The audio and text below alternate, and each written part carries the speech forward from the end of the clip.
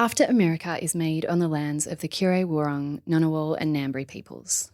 We acknowledge that they and their ancestors have cared for the lands, rivers and sea, and all living creatures for thousands of generations. We pay our respects to elders past and present and acknowledge that sovereignty was never ceded. We are in a battle for the soul of America. This is a fraud on the American public. Hello and welcome to this crossover special of Follow the Money and After America. I'm Glenn Connley, Senior Media Advisor at the Australia Institute. How do you handle bad news? Ever heard the phrase, shooting the messenger? Donald Trump is firing the Commissioner of Labor Statistics, accusing the commissioner of faking the jobs numbers in a Truth Social post. Days before the election, she came out with these beautiful numbers for Kamala. The Bureau of Labor Statistics, which is, around the world, the most trusted gold standard of jobs reporting numbers, issued a report that revised job growth, showing that job growth in the United States had slowed to a near halt. Going forward, why should anyone trust the numbers? Well, that's the big thing. You're right. No, you're right. Why should anybody trust numbers? Last week, US President Donald Trump fired the official in charge of labour statistics shortly after the latest data showed jobs growth had slowed. As the president continues to show brazen disregard for the institutions of government, and as his popularity tanks, he and his officials have been out over the weekend doing their level best to reset the narrative.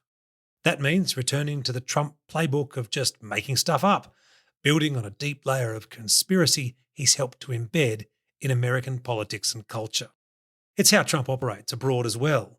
Never mind reality, in South Africa, in Iran, in Gaza. It's all part of the show.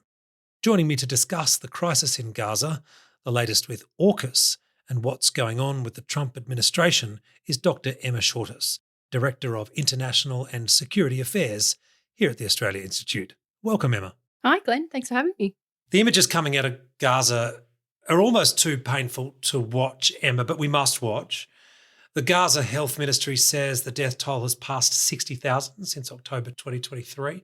Are you noticing a change in the language of the international response? I think, Glenn, there has been a shift in the international response that is in itself in response to the images that we are seeing coming out of Gaza. I think there are some notable changes, and there have been in the last week or so, where Canada, France and the UK have indicated that they will take steps towards recognising the Palestinian state, which internationally isn't unusual. Something like 148 members of the United Nations have recognised Palestine as a state, but to have France and the UK in particular, given their historic role in that region, to be talking about that is an indication, I think, that Western states at least are starting to take this more seriously in response to grassroots protest against what the Israeli government is doing in Palestine. So we are seeing a shift, I think, but, as we've said many times on After America and in other forums, a change in language, unless it's matched by a change in actual policy, in what we're actually doing, is merely a change in language. It's just rhetoric, it's not action. What did you make of Keir Starmer's will recognise Palestine in September if? Good or bad? Look, I think it's a difficult question to answer because the symbolism of that is important, given Western states' support of the Israeli government, particularly the United States, apparently no matter what, to have talk of symbolic recognition is important. But I think you're right to ask this question because for the UK and Canada, recognition is apparently going to come with conditions, where Palestine, for example, has to be demilitarized if it's to be recognised as a state, which, of course, it kind of makes that state not a sovereign state because it can't defend itself. So those conditions, of course, when you read the fine print, suggest that it wouldn't lead to a substantive change in how the issue is treated by the UK or Canada, for that matter. And again, that's where, I think the frustration is building, particularly amongst, the grassroots of the Labor Party in the UK and here as well, with, rhetoric not matching action. I saw Trump on Air Force One saying you can't deny the starvation is happening. But what are we getting from the Trump administration as these images continue to come out? Yeah, that's right. Trump did respond to those images, and I think that was taken as an indication, again, of his frustration that this issue is not going away for him. But there's also noise coming out of the Trump administration that it is going to take a different approach to negotiating or attempting to negotiate a ceasefire between Israel and Palestine. So it has previously taken this piecemeal approach to negotiations where it will say, there will be a staged release of hostages and a staged end to the conflict, over a 60-day period or whatever. And that was apparently in response to what the Netanyahu government wanted, because it didn't want to commit to ending the war. Trump administration is now flagging that it's going to change that approach and aim for a comprehensive deal. So the return of all of the hostages in exchange for a ceasefire. Trump's envoy, Witkoff, has been flagging this in a meeting that he had with the families of Israeli hostages. So it remains to be seen how that will play out, given Netanyahu's intransigence and also given, the Republican Party's continued unconditional, really, support for Israel. So I don't think we'll see really a substantive shift in what is happening on the ground as a result of this policy change. Israel's denial of aid and the killing of civilians, including children seeking access to water and food, cannot be defended, nor can it be ignored. This is a lie, because we are not holding aid. Of course, we are acting in accordance to international law. You haven't answered my question. Do you believe can I just move on? Sorry, you've been asked twice now. I've said I'm very distressed by the images that I've seen. But do you believe that that's evidence of starvation? It's a complex situation on the ground. The Prime Minister said this morning that it was beyond comprehension for Israel to assert that there was no starvation in Gaza. Your reaction to that comment, please? Well, I've just answered that. But beyond comprehension? Of course we're distressed by the images we see. There is no question. I think Australian recognition of a state of Palestine is a matter of when, not if. So from the Republican Party to the Liberal Party, the Israeli embassy here last week sort of denied there was starvation, which prompted a pretty angry response from the Prime Minister. But I was interested in Susan Lee's response, where she had this bizarre exchange with Anna Henderson from SBS, sort of refusing to agree that starvation was happening. It was just odd. Yeah, I mean, odd is the word. Look, I think that's a reflection again of an unconditional support for Israel amongst the right here in Australia and in the United States as well, where you just see a reflection of the Israeli line that, starvation is not occurring, or if it is occurring, it's the fault of Hamas, which is blocking aid from entering. There is no evidence for that. The United Nations has described this as a worst-case scenario of famine and called for aid to be allowed into Gaza in particular immediately. And so, it was odd and it looks weird when politicians are trying to dodge questions like that, but that's just a reflection of, that unconditional support for the Israeli government that continues on the right, really across the West. Certainly, from an Australian point of view, there was a significant moment yesterday with the Harbour Bridge protest. I think estimates are about 90,000 people. Organisers said there was 300,000. What sort of pressure does this put on the Australian government? What sort of response are we seeing from the Australian government? Look, I think it puts huge pressure, Glenn, on the Australian government.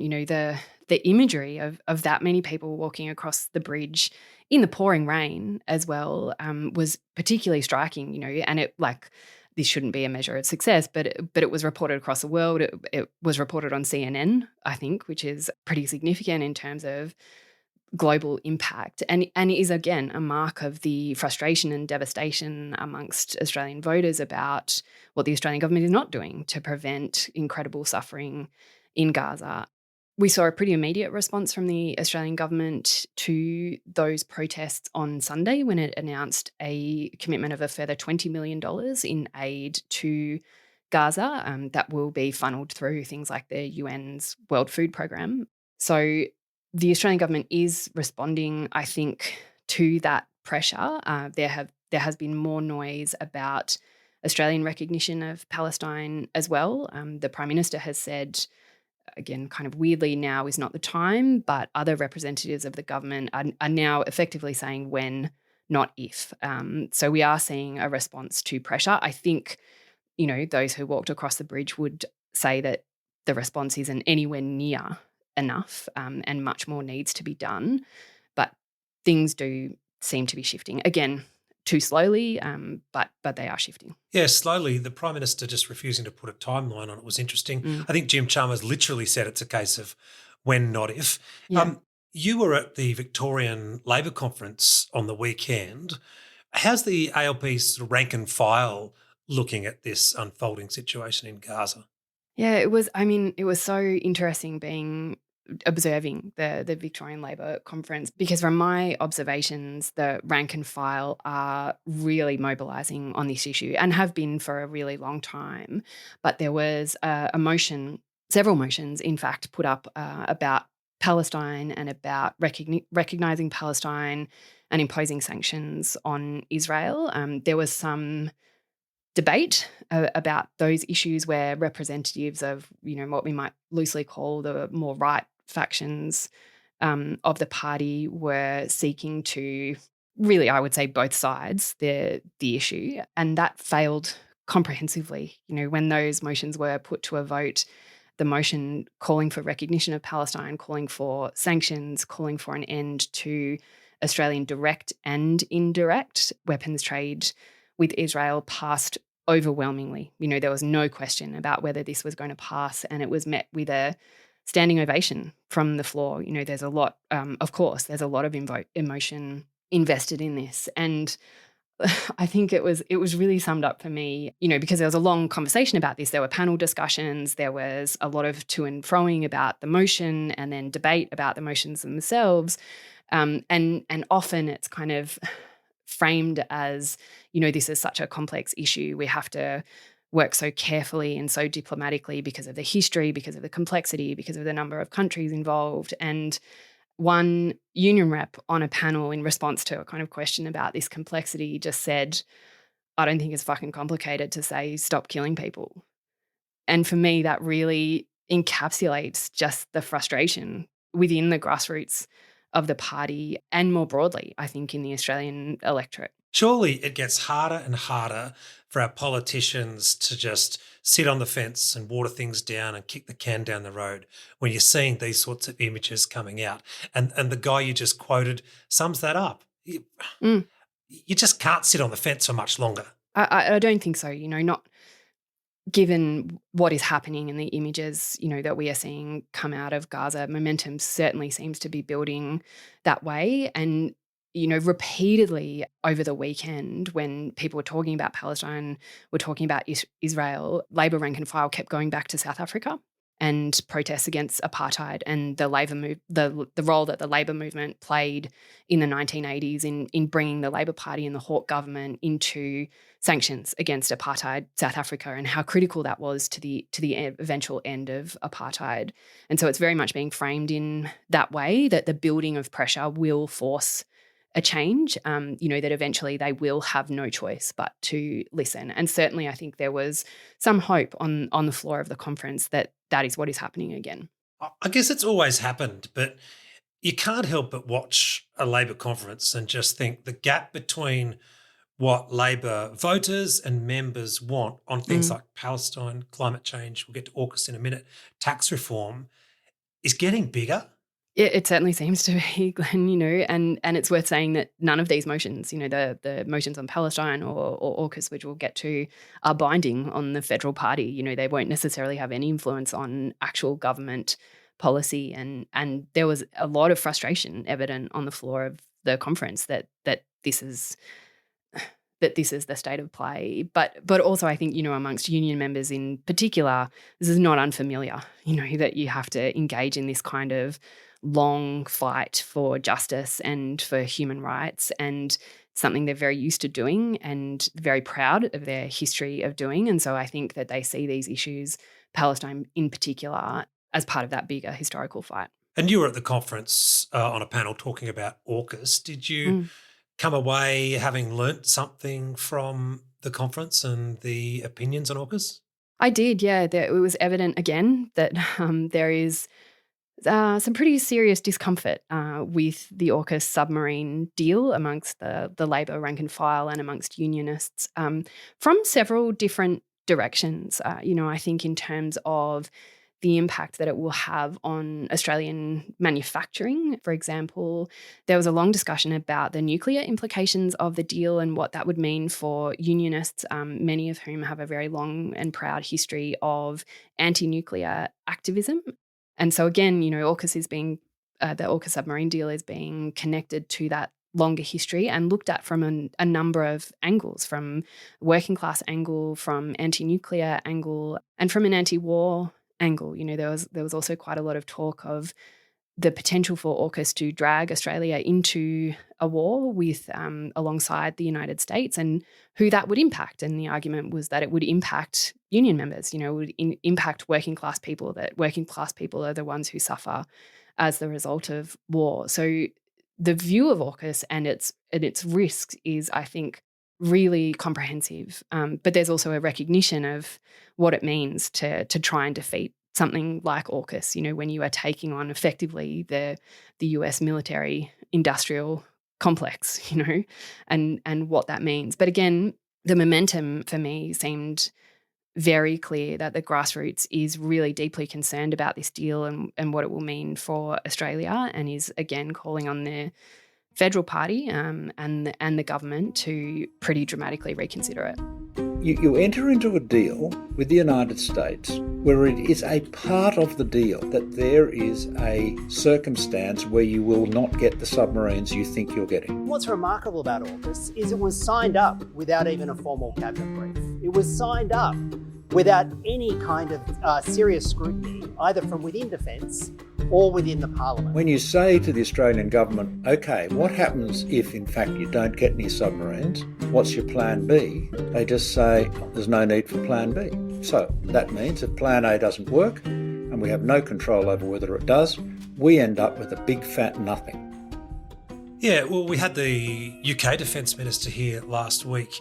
We know there are reviews of AUKUS in the UK and the US. Where are they at, do you know? Yeah, so the UK has done its own defence strategic review and fairly unsurprisingly come out in favour of the AUKUS submarine deal, because the UK does pretty well out of it in terms of, Australia investing $4 or $5 billion. I've lost track like you, Glenn, around about $4 or $5 billion in the UK submarine building industry. And the review has also suggested that the AUKUS submarines themselves, which will be designed in the UK and then co-built, are essential for the UK's future security.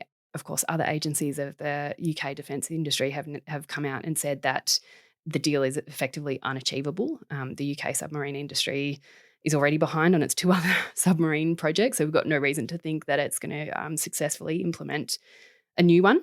So that's where the UK review is at. And the US review we are still waiting for. It was supposed to come down after 30 days after the announcement, but there's been some delay, and we don't, I at least don't have a sense of when that will land. But the noise coming out of the US suggests that it may come back asking for more money, which is kind of unbelievable, and also a pre-commitment from Australia to supporting the United States in conflict, which was already built into the deal, of course. It's just a very Trumpian thing to say the quiet part out loud. Could that be a get-out clause? I saw you in Parliament House last week.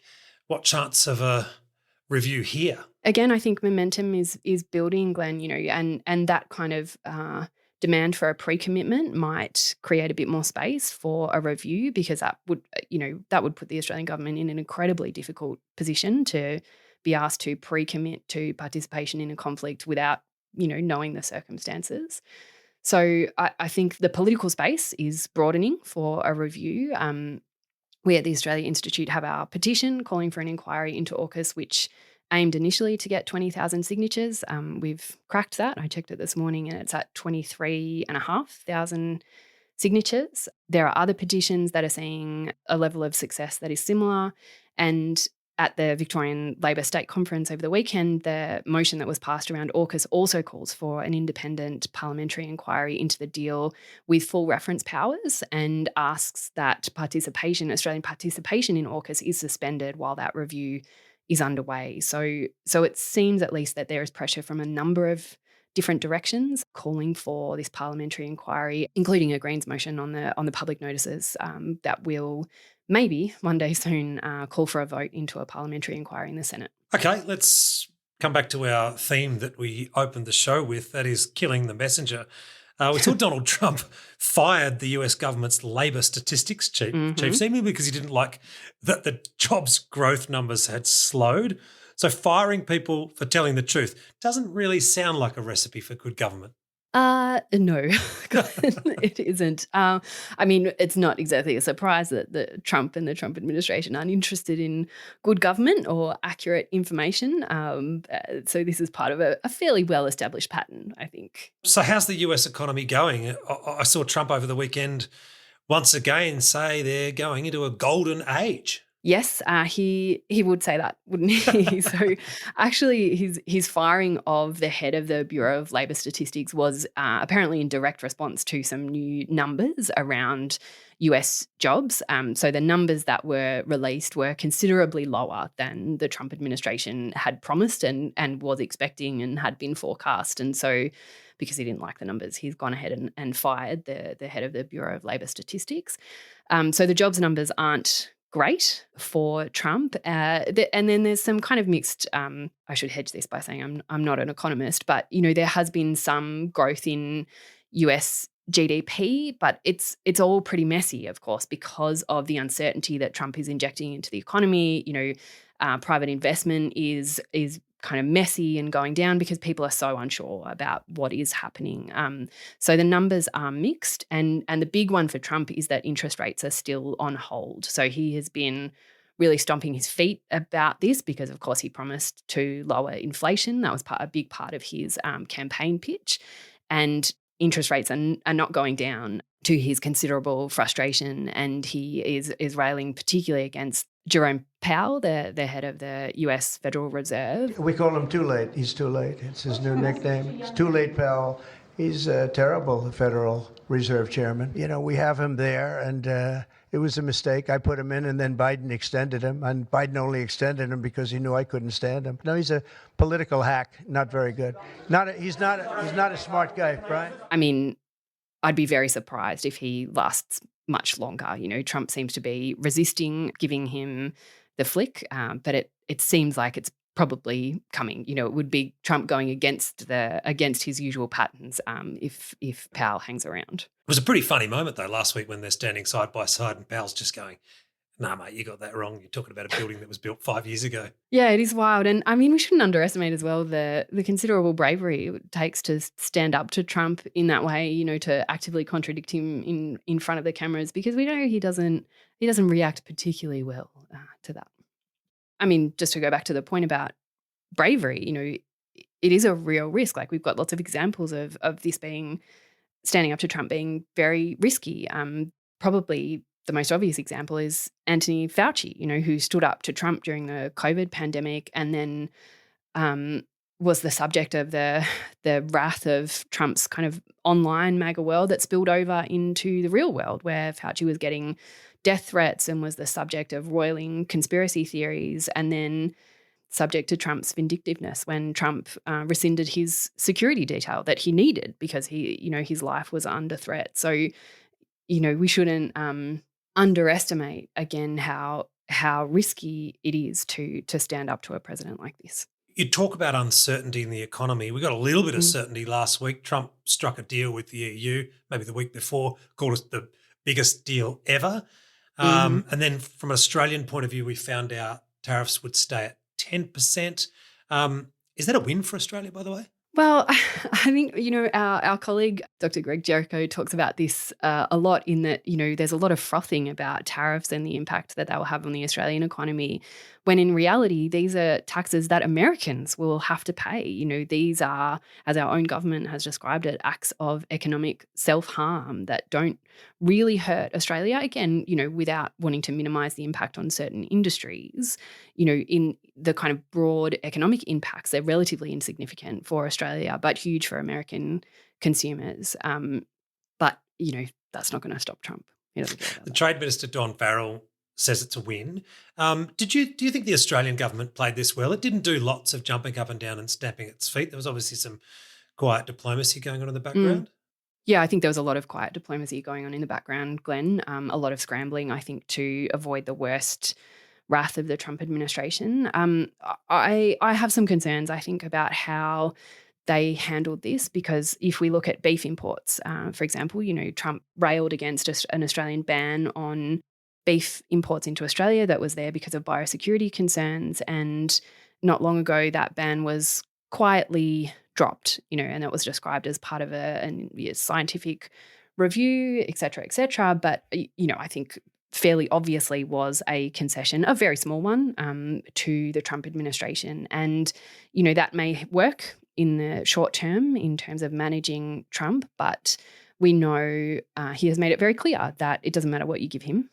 He will move on to the next thing. He's already foreshadowing going after the pharmaceutical benefit scheme, for example, in Australia. And I have concerns about the kind of precedent you set when you give Trump concessions, however small, he will continue to expect them. That's how he operates. And, you mentioned the EU trade deal a little bit earlier.